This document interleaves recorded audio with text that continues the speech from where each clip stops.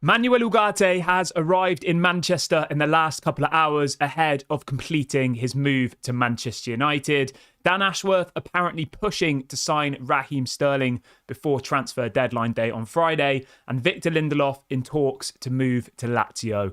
These are some of the stories we will be discussing on this morning's show. But before we get into that, please do me one small favour. Smash a like on today's video. Let's try and see 1,000 likes on this episode. And if this is your first time watching, please subscribe to the channel. We're literally less than 100 away from 40,000 subscribers now. So make sure you go and get involved. Let's try and hit that by the time the transfer window ends on Friday. Right, let's get straight on into it then. And let's start with some positivity, because Manuel Ugarte's private jet touched down in Manchester in the early hours of this morning. There's pictures of him at Carrington already.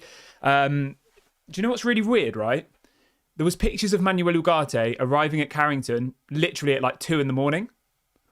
I mean, if Manchester United have done his medical overnight and then he's going to be announced as a Manchester United player this morning, then fair play to them. Because I remember when John Murtagh and Richard Arnold and Ed Woodward were here, right? If it was a bank holiday, they wouldn't work. If there was a pre-season tour, they wouldn't work. If it was the school holidays, they wouldn't work. They'd go off to Barcelona to try and get Frankie de Jong, and there'd be pictures of them having drinks in the pub for the next 2 weeks. Whereas Manchester United, without anybody knowing, have flown Manuel Ugarte on a private jet to Manchester last night. He arrived in the early hours of this morning, and there are pictures of him arriving at Carrington literally at like 2 a.m. this morning.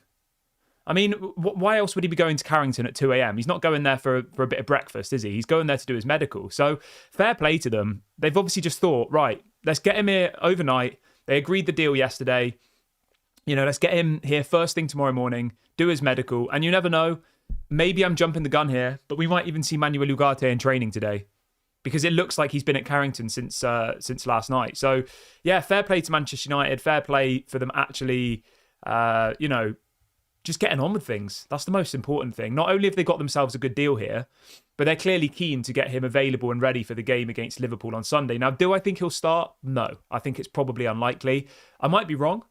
Maybe I am wrong. Maybe he's match ready. I don't know. I don't know the physical status of Manuel Ugarte. But what I will say is this.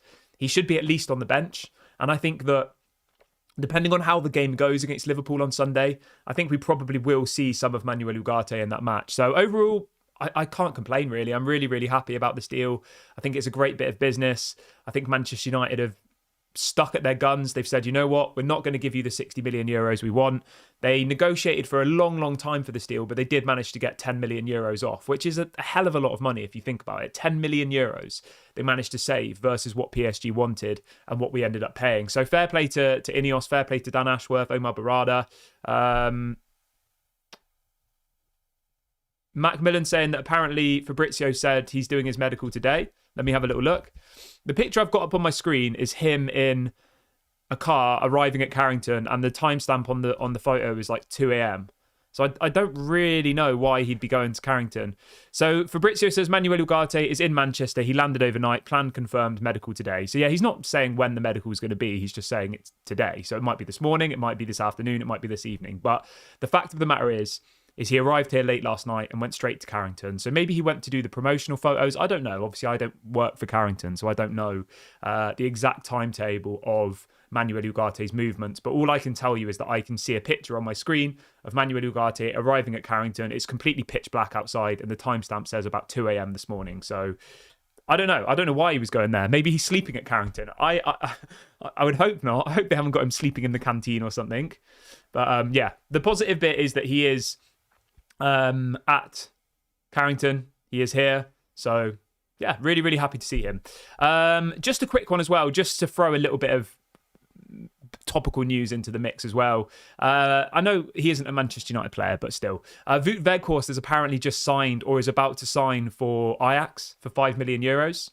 I thought Ajax didn't have any money. Did we not speak yesterday on the show about how Ajax have told us they don't have 5 million euros for Christian Eriksen after they've made 200 million euros profit over the last 2 or 3 transfer windows?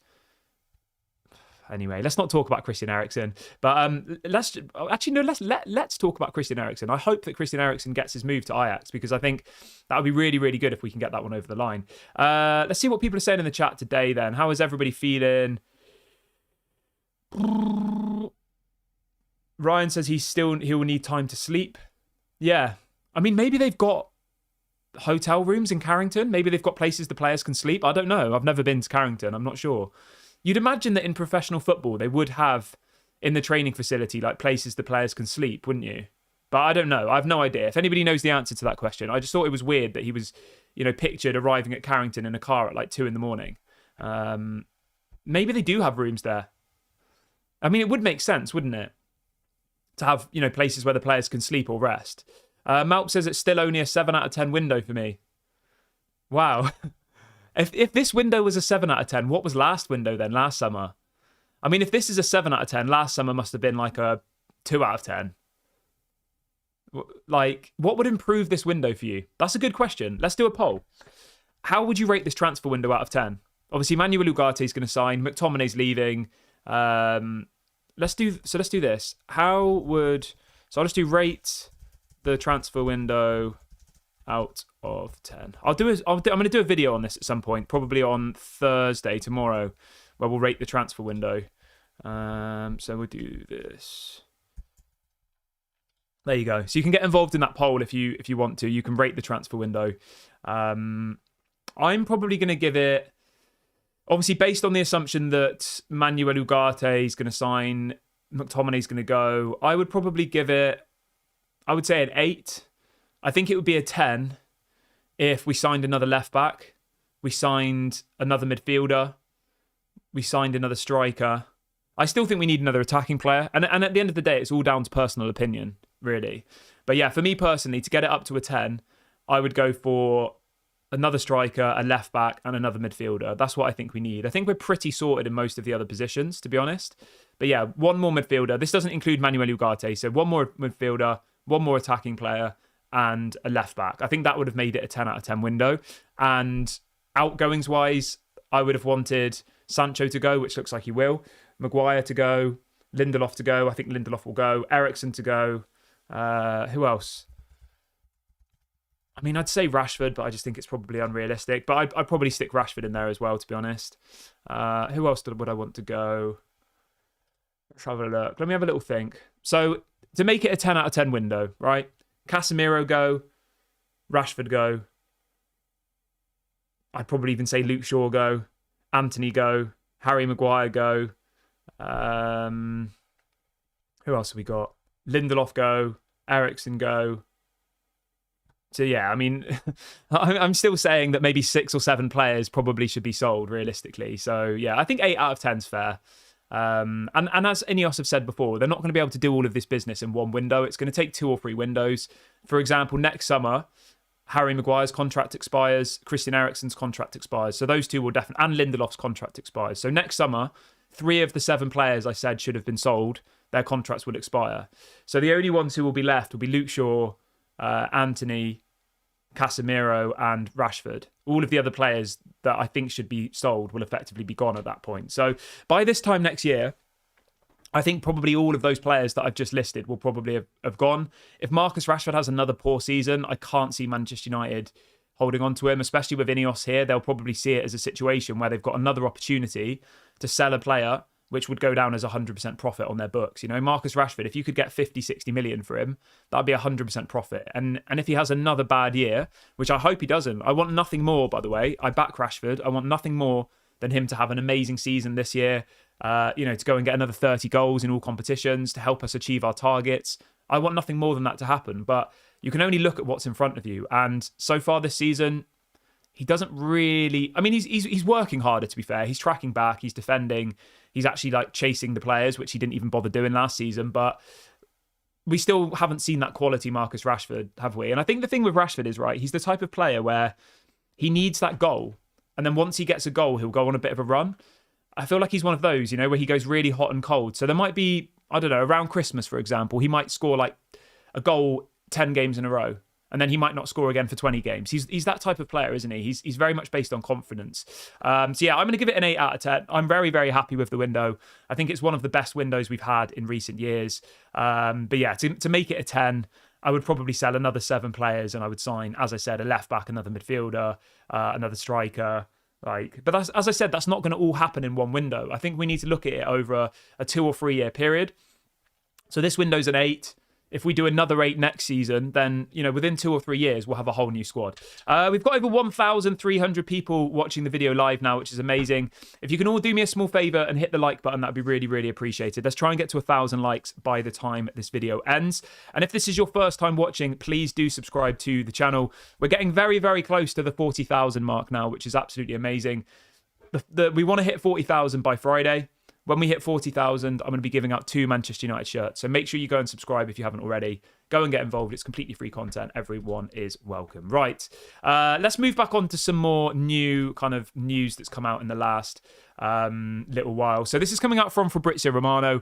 He's reporting that Jadon Sancho's priority is to leave Manchester United. I mean, that's obvious. We all know that. And he says he's open to both solutions, either Juventus and Chelsea. Fabrizio says that Jadon Sancho's exit remains a concrete option as talks will continue today. Now, my stance on Sancho is this. My number 1 option is to sell him for cash. My number 2 option is to loan him with an obligation to buy, which means they have to buy him at the end of the loan. My 3rd option would be to swap him with Raheem Sterling. And my 4th option would be a loan with no obligation to buy. That's the last thing I want to happen. And the reason for that is Jadon's got 2 years left on his contract. If we loan him out to Juventus for 12 months, they apparently want us to cover half of his salary. The likelihood is, after 12 months, he will come back, he'll have 1 year left on his deal, and then I think he'll just run down his contract and leave for free. So that's why I've kind of grown a little bit more fond of the idea of Raheem Sterling. Was he on my priority list at the beginning of the window? No. If we could go and buy any winger in the world, would I sign Raheem Sterling? No. But when you factor in the situation that this might be the only way for us to get rid of Jadon Sancho now, where we're not effectively just loaning him for nothing, So, yeah, it'd be interesting to see how this one kind of, materializes over the next couple of days. But as Fabrizio says, it does look like Jadon Sancho will leave Manchester United. And there was a story that broke last night, which I wanted to talk to you guys about today. And it was about Dan Ashworth. So obviously Dan Ashworth is the new director of football at Manchester United, as we all know. And the headline is this, that apparently Dan Ashworth is pushing to sign Raheem Sterling, which people are probably going to be like, what are you talking about? That's a bad deal, blah, blah, blah. And I actually wanted to get something up on my screen, okay? I still haven't properly worked out how to get stuff up on the screen and make it look good, but I want to share. I know a lot of people in the comments are like, when you talk about these stats, I want to be able to see them. So I'll work on how to get stuff up on the screen in a bit more of a professional way in the future, but I want to share this with you for the time being, right? So this was, I did a bit of a search on the stats of last season to try and understand why, let me move over here, to try and understand why Manchester United want Raheem Sterling. So the blue line on the screen on this graph, right? That's Raheem Sterling stats for last season. The red one is Marcus Rashford, the green one is Garnacho, and the yellow one is Antony.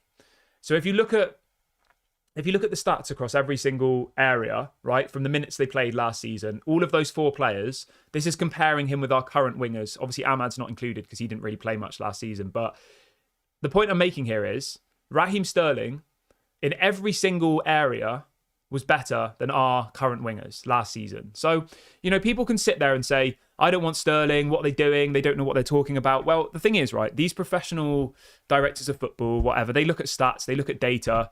Obviously, they watch football as well. But the point I'm trying to make here is, right, they have looked at the data and they can see that Raheem Sterling will offer us something. And you know what? I actually agree. I think he'll offer us experience. I think, as I said, goals and assist-wise, he got more than any of our wingers in the Premier League last season. He completed more dribbles, more assists, more key passes, more attacking actions. Like every single attacking criteria,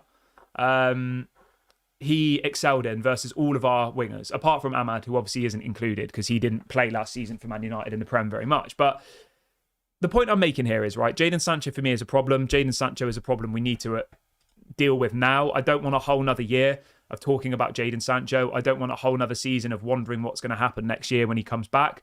We need to be done with it. Erik ten Hag needs to never be asked about Jadon Sancho again. And us as a fan base need to never talk about Jadon Sancho again. And if the only option we have is this swap deal with Chelsea, right? The window closes in 48 hours, remember. So everyone in the chat, like, I don't want Sterling. I want money, blah, blah, blah. We all want things in the world.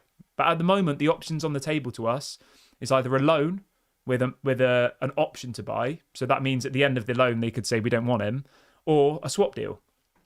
I would probably do it, I think. Welcome to B930, who's just joined the Daily Red Devil Members Club. Thank you very much for your support, my friend. I really, really do appreciate it. But yeah, so the story that broke last night was reported by multiple different journalists here in the UK. And the headline is this, that apparently Dan Ashworth is now pushing to sign Raheem Sterling. And it says that Dan Ashworth is particularly enthusiastic about the swap deal involving Jadon Sancho and Raheem Sterling. And there's so many people like questioning him, saying, why is he doing that? He doesn't know what he's doing. I trust Dan Ashworth, Dan Ashworth did an amazing job at Brighton. He did a good job at Newcastle before leaving. Obviously did a good job at the FA for England. I think he's the person that we all wanted. So let's get behind him. Let's back him. Let's trust him. And if he thinks this is a good deal, then I think we need to kind of, support him.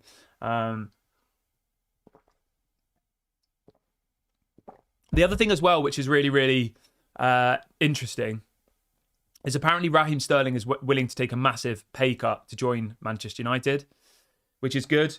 Apparently he also is a boyhood Manchester United fan, if that means anything to you. I think, to me, it does a bit, because I think he'll come to Manchester United and I think he'll want to kind of, play for the badge and all the rest of it. But it's not the be-all, end-all. Just because he's a Manchester United fan doesn't mean that, we should sign him. Welcome to Kevan, who's just joined the Daily Red Devil Members Club as well. I hope you're doing good, mate. Thank you for your support. But yeah, I'll be interested to see what you guys think. So obviously, Dan Ashworth apparently pushing to sign Raheem Sterling. Apparently, he met with the Chelsea board yesterday to try and iron out a deal. That's what was reported widely yesterday.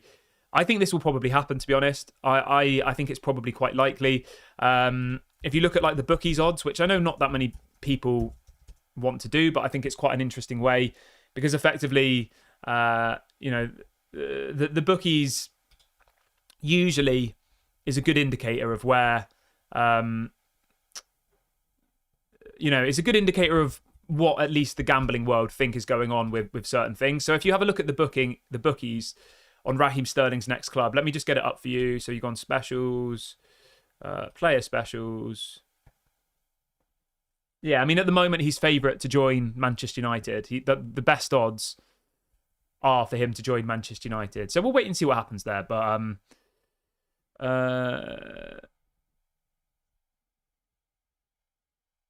Don says redo the poll on the rating the window after Friday.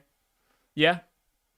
Anthony says the bookies odds don't mean anything. Yeah, of course they don't mean anything. But the fact of the matter is, you've had Fabrizio, you've had Sky Sports, you've had BBC, you've had The Times, you've had The Telegraph. You've had every single reliable outlet in the UK and around the world reporting that Man United want to sign Raheem Sterling. This isn't like a made-up story. It's literally being talked about everywhere. Raheem Sterling to Manchester United. So, and Jadon Sancho to either Juventus or Chelsea. I would be honestly stunned if Jadon Sancho was still a Manchester United player on Friday. Honestly stunned. And there was something I saw on... I wanted to get you guys' opinions on this, right? So Troy Deeney was talking on Sky Sports yesterday. I saw this video circulating on Twitter. And Troy Deeney made a statement saying that he thinks that Sterling is better than any of Manchester United's current attacking players. How do people feel about that? I'm sure everyone's probably going to go crazy, aren't they? But if you actually watch the full clip of what he says that, we need some experience in that area, because we do. Rashford is 26, but I don't think he's that experienced. I don't think he really has the right mentality. You've got Ahmad, who's literally just playing his first season in the Premier League, really. You've got Garnacho, who is in his second season in the Premier League. He's, 19, 20. You've got Anthony, who is young and still doesn't really have any experience. You've got Rashford, who is 26, thinks he's experienced, but he's not really. We don't really have any experienced attacking players at all. Højlund's young. Xerxes young. There's no one in the kind of front three positions. Obviously, there's Bruno, but he's not, he doesn't play left wing, right wing, or striker. So the more it goes on, I'm quite open to it, to be honest. I think it would be quite a good deal. I think, yeah, I don't really see what all of the mass hysteria is about it. Hassan says that Sterling is better than Antony and Rashford. Sterling's definitely better than Antony, 100%. Sterling is better than Ahmad and Garnacho at the moment. Of course he is. I think Ahmad and Garnacho will be better in the long run, but like, yeah, I'm not against it. Is the point I'm making here. And I think that the main thing for me is just dealing with the Jadon Sancho problem. And I think that if this is the way to deal with the Jadon Sancho problem, then let's do it. You know, Raheem Sterling's going to be motivated. He's going to be really, really motivated. Yeah, I just don't really understand why like so many people are so negative about him. If you go and look at the stats over the last kind of 10 or so years, Raheem Sterling's one of the most prolific wingers in the Premier League over the last decade. He's in the top 10, 100%. And if you look at the stats over the last 2 or 3 years, Raheem Sterling's got more goal contributions than any of our attacking players do over the last 2 or 3 years. And that was playing for Chelsea, who've been like as bad as us. So Gono says, but what contract would you give him? I'd probably give him maybe a 2-year deal with an option of an extra year, something like that. The thing is, right, I know Ineos want all these young players. They want them all to be under the age of 25. I get that. When you're signing a player for money, you want there to be some sort of resale value. And interestingly enough, I actually think here with Raheem Sterling, there will be a resale value. And let me explain why. So we signed Raheem Sterling, okay, at the age of 29. We give him, let's say, a 2-year contract with the option of an extra year. So worst case scenario, Raheem Sterling will be here when he's 31. I reckon at that point, you could probably sell him to Saudi in 2 years' time. And you'd probably get 20 million for him, I reckon. So when you look at it like that, if we could do this swap deal, Sancho for Sterling, he contributes for a couple of years, probably gets some goal involvements. He can offer, like, whatever you think of Sterling, right? Whatever you think of him, people are like, oh, he's finished, he's washed, whatever. You know, people just being dramatic for, you know, I know it's your opinion, but I try and bring like a voice of reason. Just to be clear, did I want to sign Raheem Sterling at the beginning of the window? No. Was he on my shortlist? No. Did I think Man United would sign him? No. I agree with all of that, but you have to look at the situation that we have in front of us. You have to look at what the options are. And Raheem Sterling has won the Premier League 4 times. He's won the League Cup 5 times, FA Cup, and the Super Cup twice. Right? And people are turning their nose up at that. Compare that with Rashford. Rashford turns 27. He's only 2 years younger than Raheem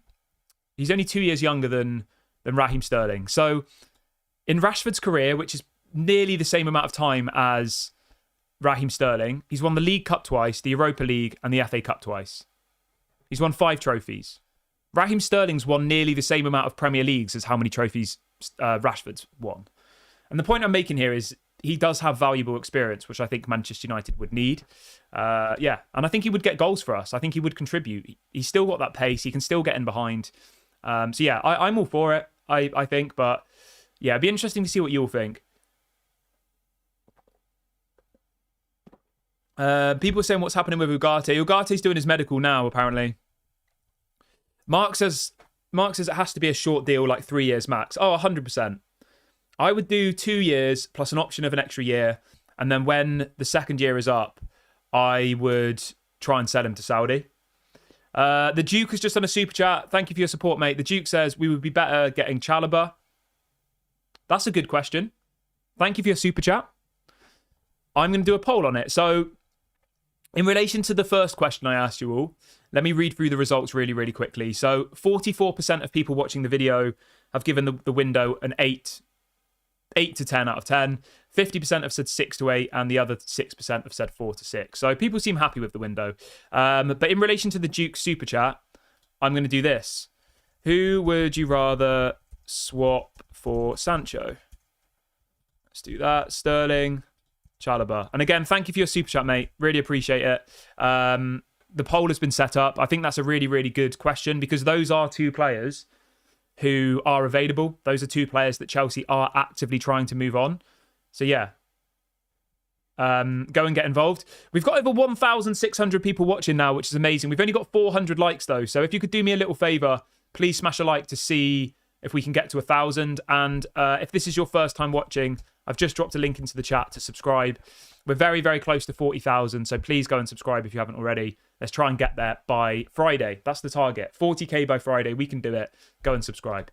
I'll come back to that poll in a minute then. Let me wrap through some more news. I think I've said everything I can on Raheem Sterling. Obviously, I'll keep you updated as and when we get more news. Fabrizio is also reporting that Jadon Sancho is open to a move to Chelsea. So he wants to go to Chelsea, I think. Obviously, Jadon Sancho is a London boy, isn't he? He came through... Was he at Crystal Palace, Jadon Sancho? I know he was at Man City, but where did he play at youth level? Or was it Man City? I'm just trying to remember. I know he was born in London. Let me have a look. Oh no, he came through the Watford Youth Academy. But yeah, anyway, he's born in London, Jadon Sancho.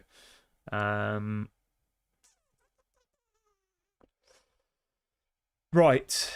Let's see what other news we have. Okay, let's talk about Victor Lindelof quickly, shall we? So this is coming out from Damasio that apparently Lindelof is in talks with Lazio over a potential move. Great. I'd be open to that. I think that would be really, really good business for everybody. I think Lindelof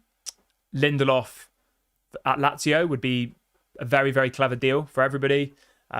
Money-wise, we're not going to get that much money for him realistically. We're talking about 10 million euros probably at the very, very most, which I think is probably fair. Yeah, how does everyone feel about that? Victor Lindelof to Lazio. Does that sound like a good bit of business for you? Let me know your thoughts in the comment section below. I would say yes. I think Lindelof is definitely one of those players that we need to move on. I think he's definitely someone that is surplus to requirements. He's got 1 year left on his deal. He doesn't have a future at Manchester United. Lindelof's future is clearly not here. It's somewhere else. And if that's going to be Lazio, I think that sounds like a good move for him. So obviously I'll keep you updated on that one. As and when we get some more news coming out about it. Let's see what people are saying in the chat quickly.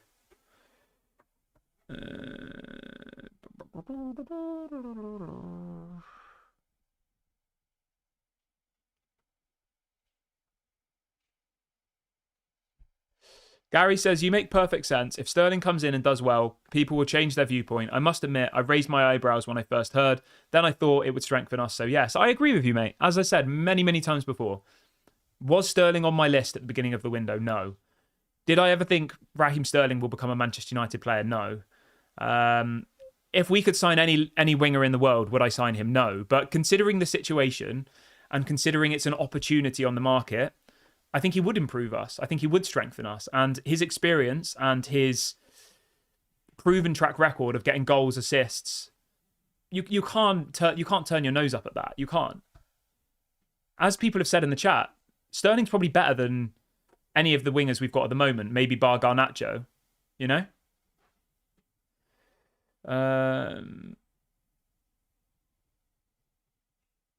The other thing as well, which I think a lot of people forget about Raheem Sterling, is that he is versatile. He can play left wing, right wing, striker, and centre forward. He did that all for Chelsea last season. He played 2 games as a striker last season for Chelsea, and he got 2 goals. So, yeah. Okay, let's see what else I got planned for, though. I'll move on from Raheem Sterling. Today's main focus is obviously going to be the Manuel Ugarte medical, the Manuel Ugarte signing. Like, that's going to be kind of everywhere today. That's going to be like the main bit of news that everyone's focusing on. So yeah, obviously as soon as we get pictures of him in the shirt and all the rest of it, I will go live as well. I'm just seeing if there's anything else that I had planned for today's show. I think we've covered everything, you know. Yeah, obviously McTominay is apparently flying to Naples today to complete his move to Napoli, so that's good as well. Other than that, I think we've gone through everything. Yeah, that's everything. So I'm going to wrap the video up here. I will be back live at 1:30 and 6 p.m. UK time. Please make sure to smash a like before you leave this morning. Subscribe to the channel if you are new. This has been Daily Red Devil. Thank you very much for joining me. Have a great day, and I'll speak to you all later. Bye for now.